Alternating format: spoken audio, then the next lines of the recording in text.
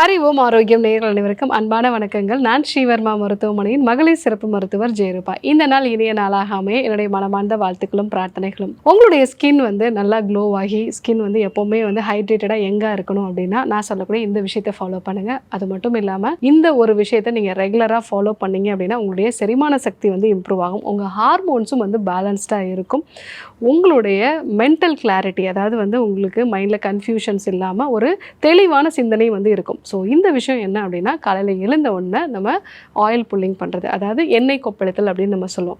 So காலையில் எழுந்த உடனே நம்ம எண்ணெய் கொப்பளித்தல் அப்படிங்கிற ஒரு விஷயத்தை ஃபாலோ பண்ணும் பொழுது அது நம்ம வாயில் இருக்கக்கூடிய கிருமிகளில் ஒரு மாற்றத்தை உண்டு பண்ணுது. ஸோ நம்மளுடைய வாய் பகுதியில் பார்த்தீங்கன்னா கிட்டத்தட்ட 700 வகையான கிருமிகள் இருக்குது. இதில் நல்லதும் இருக்குது, கெட்டதும் இருக்குது.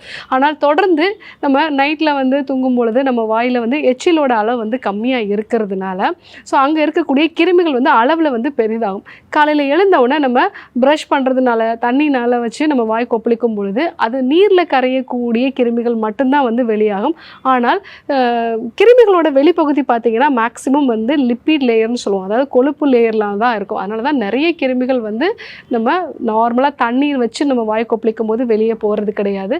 நம்ம எண்ணெய் வச்சு கொப்பளிக்கும் பொழுது அந்த கொழுப்பில் கரையக்கூடிய அதனுடைய அவுட்டர் லேயர், அதாவது இந்த கிருமிகளோட வெளிப்பகுதி அப்படிங்கிறது அது செதஞ்சு வெளியே போகிறதுக்கான வாய்ப்புகள் இருக்குது. அது மட்டும் இல்லாமல் இந்த எண்ணெய் கொப்பளித்தல் அப்படிங்கிறது ஒரு 3-5 நிமிஷம் வரைக்கும் நல்லா நம்ம கொப்பளிக்கும் போது நம்ம வாயோட உள்பகுதியில் இருக்கக்கூடிய இந்த மியூக்கஸ் மெம்பரைன் எல்லாமே நல்லா ஹைட்ரேட் ஆகி நல்லா ஹெல்த்தி ஆகிறதுனால அது தொடர்ந்து நிறைய நமக்கு சளியோட அளவை வெளிப்படுத்துறதுக்கான வாய்ப்புகள் இருக்குது. ஸோ இதனால் நமக்கு வாய்ப்பகுதியில் இந்த கிருமிகள் அளவில் அதிகமாகாமல் குறையிறதுக்கு நிறைய வாய்ப்பு இருக்குது. ஸோ அதனால் நீங்கள் வாயில் இருக்கக்கூடிய இந்த கிருமிகளை முறைப்படுத்தணும் அப்படின்னா நீங்கள் எண்ணெய் கொப்பளிக்கக்கூடிய ஒரு விஷயம் ஃபாலோ பண்ணுறது நல்லது. ஸோ வாயில் கிருமிகளை நம்ம முறைப்படுத்துகிறோம். இதற்கும் நம்ம ஹார்மோனுக்கு என்ன சம்மந்தம், இதற்கும் நம்மளுடைய ஸ்கின்னுக்கும் என்ன சம்மந்தம் அப்படின்னா, ஸோ நீங்கள் ஒருவேளை இதெல்லாம் ப்ராப்பராக க்ளீன் பண்ணாமல் வெறும் தண்ணி வச்சு மட்டும் நம்ம க்ளீன் பண்ணிவிட்டு உங்கள் உணவை சாப்பிடும் பொழுது, இல்லை நீங்கள் காலை நேரத்தில் ஏதாவது தண்ணீர் நீங்கள் எடுத்துக்கிறீங்க அப்படின்னா இந்த பாக்டீரியா வைரஸஸ் நம்ம குடல் பகுதிக்கு போகுது. ஸோ இது நம்ம கட் பாக்டீரியாஸை இம்பேலன்ஸ் ஆக்குது. அதனால தான் நிறைய பேருக்கு நம்மளுடைய தோல் பகுதியில் ஒரு இன்ஃப்ளமேஷனை கிரியேட் பண்ணுதுன்னா முகத்தில் நிறைய பருக்கள் வரதுக்கான வாய்ப்புகள் இருக்குது. ஸ்கின் ரொம்ப ட்ரை ஆகிறதுக்கான வாய்ப்பு இருக்குது. ஸோ அதே மாதிரி இந்த கட் பாக்டீரியாஸ் இம்பேலன்ஸ் ஆச்சு அப்படின்னா நமக்கு ஹார்மோன் சம்மந்தமான பிரச்சனைகள் வரதுக்கான வாய்ப்புகள் இருக்குது.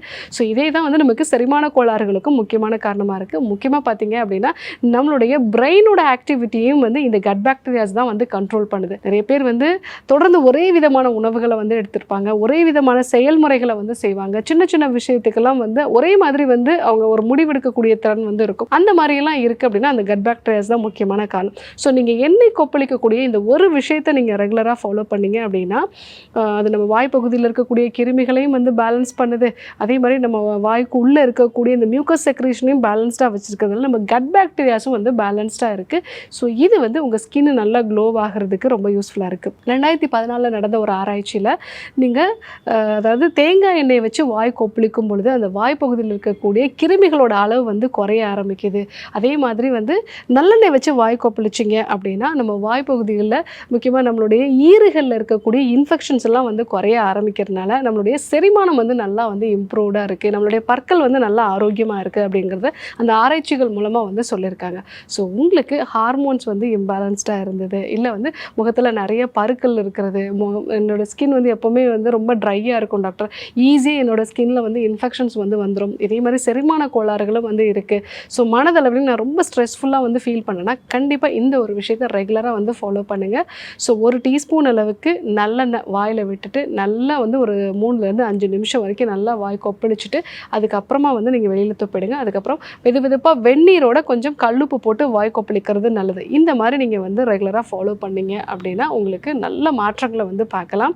இல்லை நீங்கள் தேங்காய் எண்ணெய் வச்சும் இதே மாதிரியான ஒரு விஷயத்தை ஃபாலோ பண்ணலாம். அதே மாதிரி ஒரு சிலருக்கு வாயில் புண்கள் இருந்தது அப்படின்னா திருவலா சேர்ந்த தைலம் மாதிரி நம்ம வாயில் வச்சு நம்ம எண்ணெய் கொப்பளிக்கலாம். இந்த மாதிரி சில மெடிக்கேட்டட் ஆயில்ஸும் இருக்குது. அது நோய் நிலையை பொறுத்து நம்ம எண்ணெய் கொப்பளிக்கக்கூடிய விஷயத்தை அவங்களுக்கு கொடுப்போம். ஸோ அந்த மாதிரி நீங்கள் ஃபாலோ பண்ணுறீங்க அப்படின்னா உங்களுக்கு நல்ல மாற்றங்கள் இருக்கும்.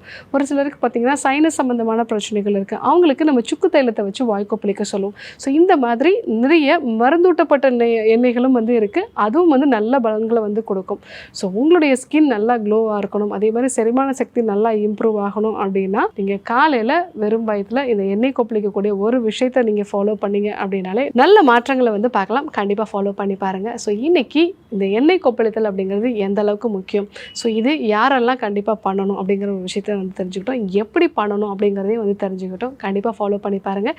இதே போன்று ஒரு நல்ல தகவலோடு உங்களை சந்திக்கிறேன். நன்றி, வணக்கம்.